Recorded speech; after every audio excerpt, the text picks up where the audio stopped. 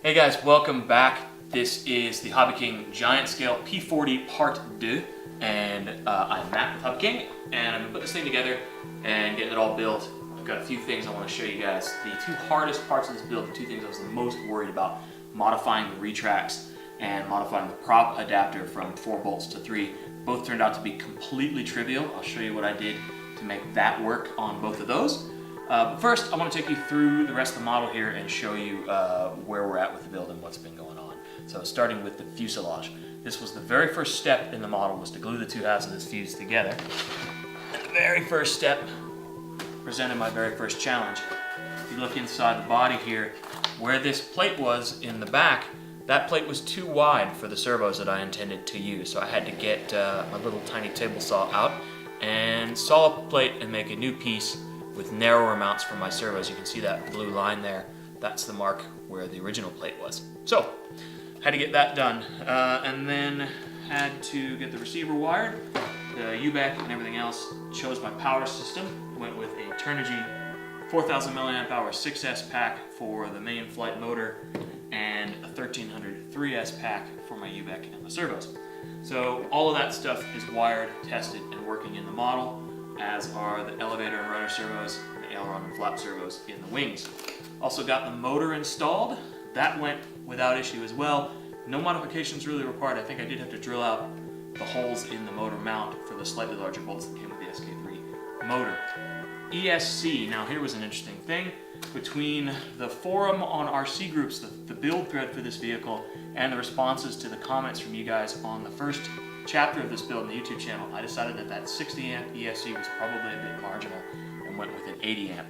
So this is a Turnigy Deluxe Opto 80 amp ESC without a BEC, because we're running the UBEC and we won't really need it. This thing has great output, a lot of power. Had to program it, did not have the programming box. I want to give a shout out to Nick, whoever Nick is, on the HobbyKing site, who put together this awesome programming guide. It's in the files section for these ESCs, and it's great. And the only thing holding me back on the wings is the retracts. So let's take a look at those. I've already completed one of the retracts.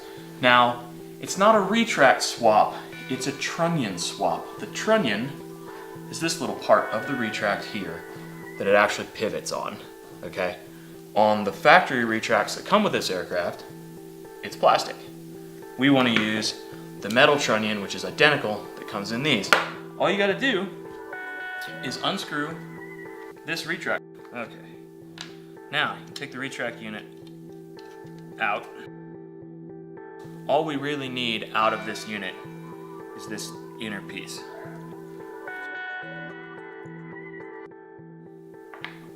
And you want to gently lift out this bit here, like so. So that is the parts from the factory retract. Now, there's a little clip on the end here that you need to remove. And he's easy to lose, so be really careful you don't shoot him at your camera guy. Is that an E-clip? It is a circlip. And this plastic trunnion we're going to get rid of.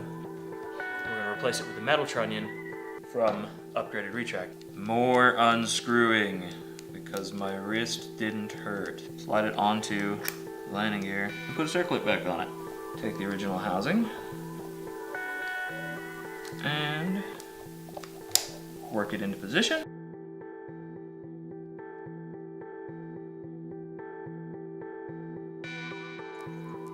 I want to show you guys the prop adapter and how remarkably easy this actually ended up being to modify. 3 bolts, this had 4, this had a larger center bore, this had a smaller center bore. So what I was able to do was simply to drop 1 mounting bolt into the 3-bolt adapter, choose one of the 4 holes to line up with on this adapter, and set the 2 together like so. That lined up my original hole, one of the 4 original holes with one of the 3 original holes, the diameters and everything else being the same. So then I was able to reach down through these 2 holes with a sharp Phillips screwdriver and punch mark the center of each hole onto this adapter. Now I drilled these slightly oversized. I did that so that if there was a little bit of a problem with my alignment, I'd be able to wiggle things, have a bit of room to make it work. Then I flipped this thing over and mangled the hell out of it, trying to make the counter bores. This one actually came out pretty good. This one is quite hideous, but it did do the job. The last step in machining this was matching these overbores. Now, I'm sure this must be a metric size. I couldn't find an exact measurement to match in drill bits conveniently here in my local hardware stores, but I was able to find a 9/16 bit, which is, you know, less than a millimeter oversized from this bore to this bore. So I simply chuck that up in a drill press, and these flats go into your drill press vise. Lets you center it up really well, and I center bored that sucker, and I'm pleased to report that this fits. If you do any kind of modeling outside of just like bolt together foamy kind of builds, I'm sure that it's well within your skill set.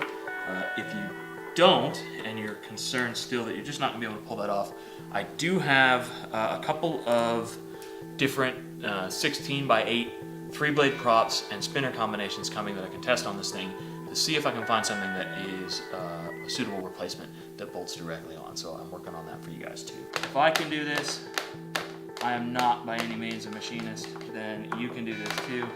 Ta-da! It works, it mounts, prop slides on. So there you go. That is a 4-bolt mount, turned 3-bolt mount. I put some Loctite on those bolts and put them back in there permanently.